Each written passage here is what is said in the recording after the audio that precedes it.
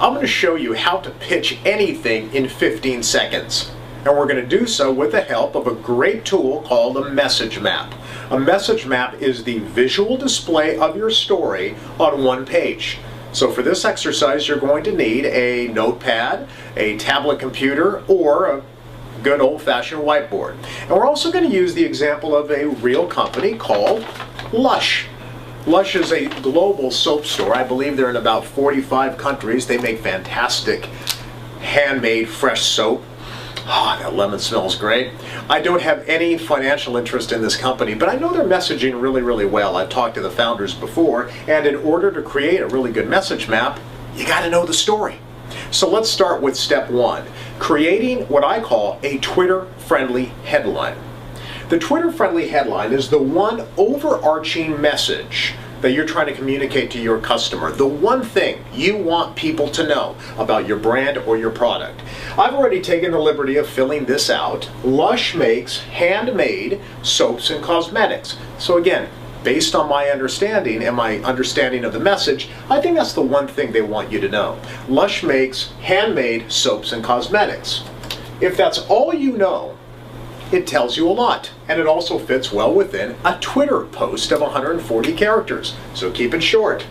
But now let's fill in the rest of the message map with 3 or at most 4 supporting points.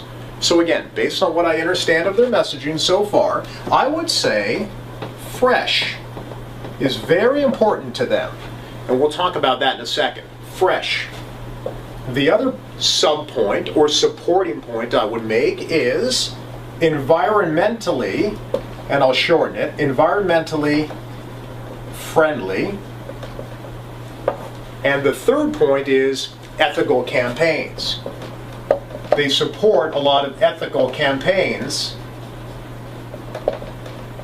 globally and in their various communities where the locations are held. So Lush makes handmade soaps and cosmetics. There's 3 reinforcing points. They're fresh, they're environmentally friendly, and they support ethical campaigns. Now let's see how this would work out in the real world.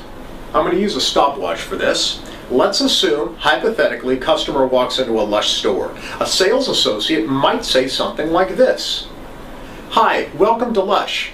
We make handmade soaps and cosmetics. Everything you see in the store is fresh, it's environmentally friendly, and part of the proceeds go to support ethical campaigns in our community. Take a look around, enjoy yourself. 15 seconds. In 15 seconds, I gave you the broad story. If that's all you know about Lush, this actually tells you quite a bit. But now let's go one step further. Let's extend the conversation somewhat, maybe to a 30-second pitch. You're going to have to support these points for a longer conversation. So under fresh, you might add just a couple of bullet points like manufactured daily, shipped the next day. Under environmentally friendly, you can put something like unpackaged so that the plastic doesn't end up in landfills. Or you might put ingredients not tested on animals. These sub-points, the supporting points for each of your 3 key messages, need to be very specific. They need to be examples, data, statistics, or even stories.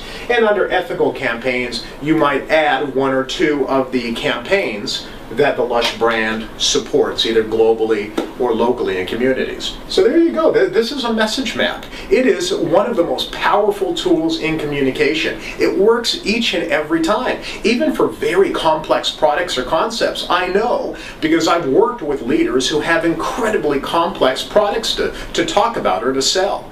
In fact, the more complex your product, the more you need the message map. Because you, as a leader, you need to communicate the benefits of your product in a way that is simple, clear, and concise. The message map is your winning ticket.